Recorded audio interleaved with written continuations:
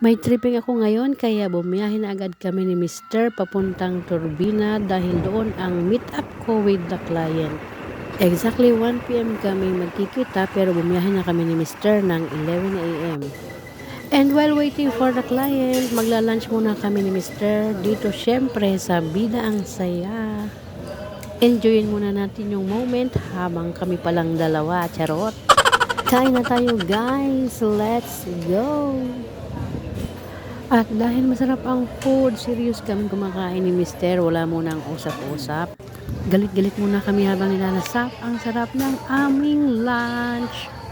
Okay tang kita naman. Gutom na yan. Ay lubos-lubosin na natin at minsan lang mangyari yan dahil si Mister ay kontrabida palagi.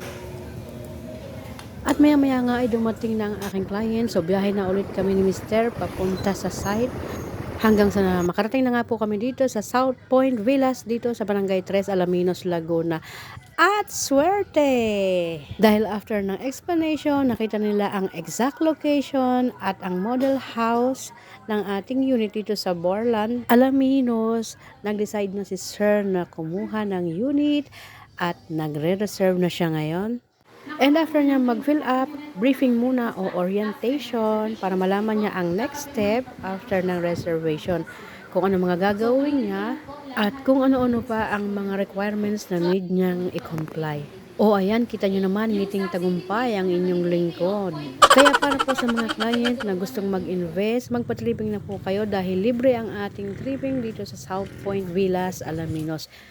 Mag-invest na po kayo habang bata pa at habang pre-selling pa kasi kapag pre-selling pang unit, mura pa po ninyong makukuha. Kapag nagkaroon na ng maraming development ng isang project, magkakaroon na po siya ng price increase. Kaya better na mag-reserve na po kayo ngayon. Sige na, tawag na, text na.